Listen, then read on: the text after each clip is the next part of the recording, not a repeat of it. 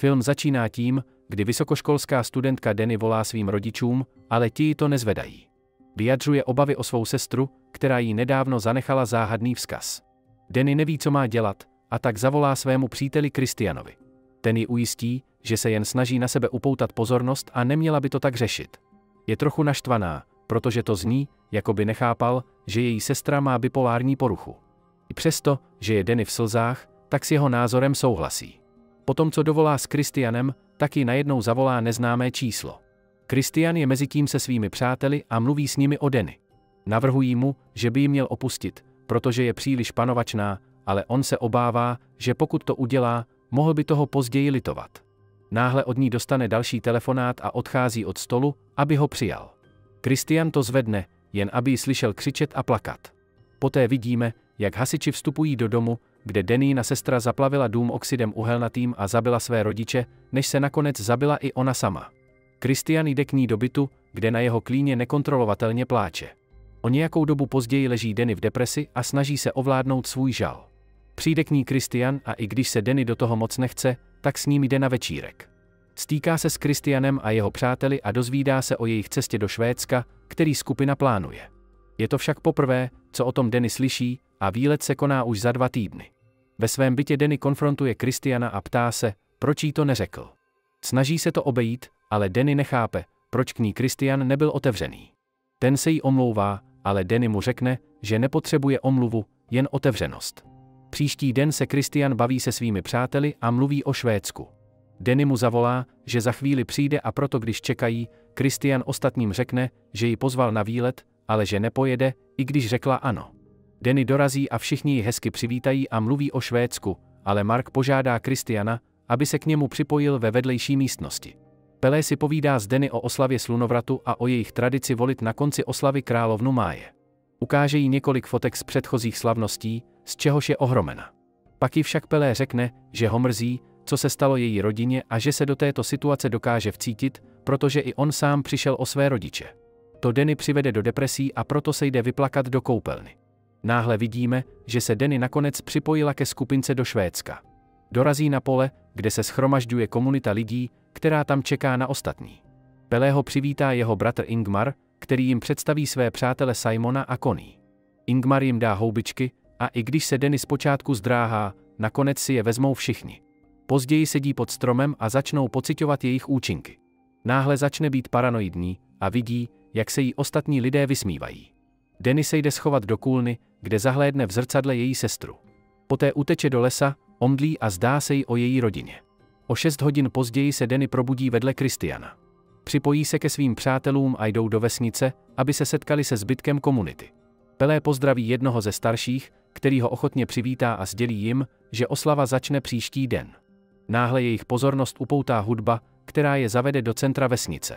Starší žena Sif je všechny přivítá na slavnosti a přeje jim šťastný slunovrat.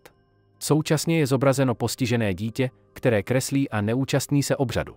Mezitím je vidět, jak se mladá dívka Maja připravuje a poté se připojí k oslavě. Ta Christiana kopne a začne se na něj usmívat, a proto se k ním přidá. Pele dá Danny k narozeninám dárek, ta mu poděkuje a řekne mu, že Christian na její narozeniny zapomněl. Po chvíli Pele provede skupinu po vesnici a odpoví Joshovi na jeho otázky o komunitě. Connie se ptá Danny a Christiana, jak dlouho jsou spolu. Christian si myslí, že jsou to 3 roky, ale Danny ho opraví, že to jsou už 4 roky a 2 týdny. Pele pak odvádí své přátele k jejich ubytování v krásně vyzdobeném srubu, který je společný pro všechny obyvatele komunity. Pele mezitím řekne Christianovi, že zapomněl na Danny jiný narozeniny. Proto ji Christian zavolá ven a začne jí zpívat všechno nejlepší k narozeninám, přičemž se snaží zapálit svíčku. Ten se jí omluví a ona svíčku sfoukne. Následujícího dne se skupina připojí ke komunitě a uspořádá hostinu. Přijdou 2 z nejstarších vesničanů, kteří jsou čestnými hosty, a když se posadí, všichni je následují a začnou jíst. Po nějaké době pár vstane a provede jakýsi rituál a ostatní se napijí na jejich počest. Pak se pár nechá vynést na židlích a všichni, kromě Marka, je následují. Všichni se shromáždí kolem velkého útesu a čekají. Pár se nechá vynést na vrchol útesu a z dálky je slyšet zvuk rohu. Starší si nechají rozříznout ruce a svou krví namalují na několik prastarých run. Žena se objeví na vrcholu útesu jako první. Všichni čekají na to, co se bude dít, ale žena náhle skočí z útesu a hlavou narazí přímo do velkého kamene. Danny je naprosto v šoku a Ingmar se snaží uklidnit Simona a Connie, kteří jsou sami bez sebe. Pak se na útesu objeví muž, který taky skočí, ale spadne na nohy a neumírá. Sténá v agonii a vesničané napodobují zvuky jeho sténání. 4 vesničané k němu přistoupí a začnou mu rozbíjet jeho hlavu kladivem. Skupina je zděšena, co právě viděli, ale Sif jim vysvětlí, že jde o přirozenou součást jejich rituálu. Oba starší dosáhli konce svého životního cyklu a další prodlužování života by bylo považováno za špatné. Komunita se poté vrací zpět do vesnice, přičemž Danny to nevydrží a zhroutí se. Christian se vrátí do chaty a najde tam Joshe, jak pracuje na své diplomové práci. Christian mu řekne, že se rozhodl napsat diplomovou práci o vesnici, což Joshe naštve, protože ví, že o tom píše on. Christian proto nabídne, aby na diplomové práci spolupracovali, nebo aby udělali samostatné práce na stejné téma. Josh si jde okamžitě promluvit s Pelem, ale ten mu řekne, že starší si velmi chrání své rituály a nedovolí jim psát o vesnici. Přesto mu však řekne, že si se staršími promluví. Danny si mezitím začne balit věci, ale zahlédne ji Pelé, který si s ní promluví. Omlouvá se jí za nedávnou tragédii a řekne jí, že rozumí tomu, čím si prochází, protože on sám v mládí přišel při požáru o rodiče. Přesto našel v komunitě novou rodinu a tu chce dát jí, protože si zaslouží opravdovou rodinu. Později téhož dne se těla starého páru zbavuje rituálním způsobem. Christian zkontroluje Danny, ale ta se ho zeptá, jestli ho vůbec rozrušilo, co viděli. Christian odpoví, že ano, ale pohlíží na to jako na věc kulturních rozdílů. Tu noc Danny požádá Joshe o prášek na spaní, ale i tak se uprostřed noci probudí. Vidí, že všechny postele kolem ní jsou prázdné a zahlédne někoho vyjít ven.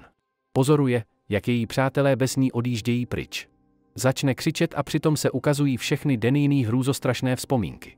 Ukáže se však, že to byla jen noční můra. Maya ráno přistoupí ke Christianově posteli a něco pod ní položí, ale Josh ji celou dobu pozoruje. Později Pelé zahradničí, když k němu přijdou Mark a Josh. Pelé Joshovi oznámí, že může napsat diplomovou práci, ale nesmí použít žádná skutečná jména ani místa a musí spolupracovat s Christianem. Josh se ho zeptá na věc, kterou Maya nechala pod Christianovou postelí, a Pelé mu řekne, že je to runa lásky. Christian se k ním připojí a Pelé mu sdělí o diplomové práci a o tom, že se Maje zřejmě líbí. Pak se ale Mark vymočí na posvátný strom jejich předků a jeden z mužů mu za to vynadá a poté se zhroutí a začne vzlikat. Markovi je vysvětlen význam stromu, ale ten nad tím jen mávne rukou. Connie vběhne do chaty a řekne Danny, že ona a Simon odjíždějí. Přijde k ní jeden ze starších a řekne jí, že její snoubenec už odjel a že se s ní setká na nádraží. Nemůže uvěřit, že by ji opustil a strašně se rozčílí. Danny se poté nechá pozvat jednou z žen, aby s nimi vařila. Dá jí zástěru a řekne jí, že dělají masové koláče a vidíme, že Maya dělá jeden speciální. Josh se mezitím baví s jedním ze starších o jejich posvátných svitcích. Svitky mají u konce vždy prázdné stránky, protože se neustále mění.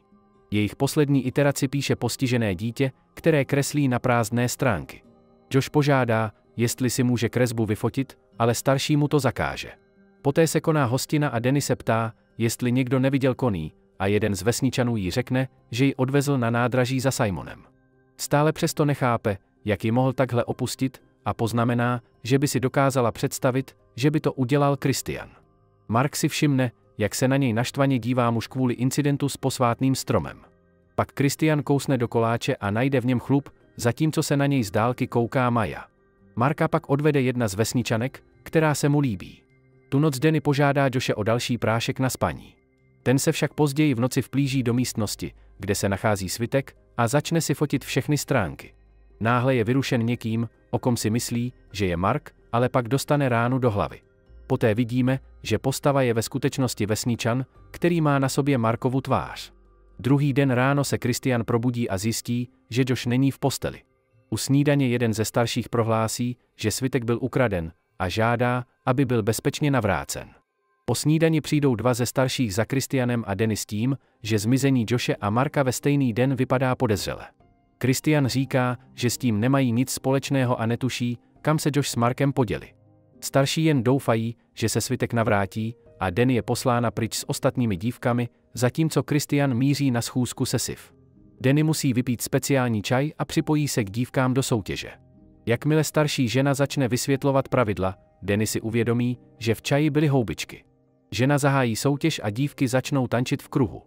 Christian je mezitím u Siv doma a ta mu řekne, že mu bylo schváleno páření s Majou. Dívky pokračují v tanci a jedna po druhé odpadávají a vypadávají ze soutěže.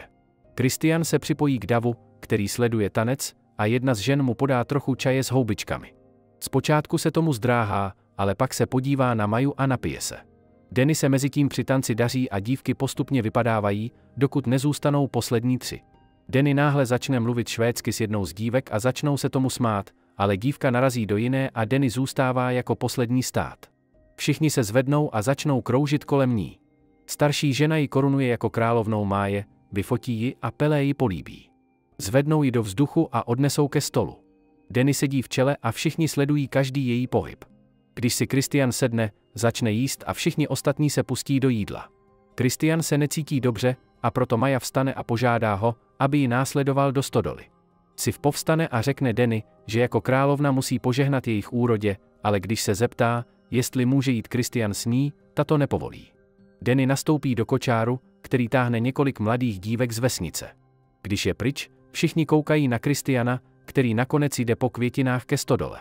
Danny žehná úrodě při tradičním rituálu, zatímco starší připravují Christiana na páření s Majou.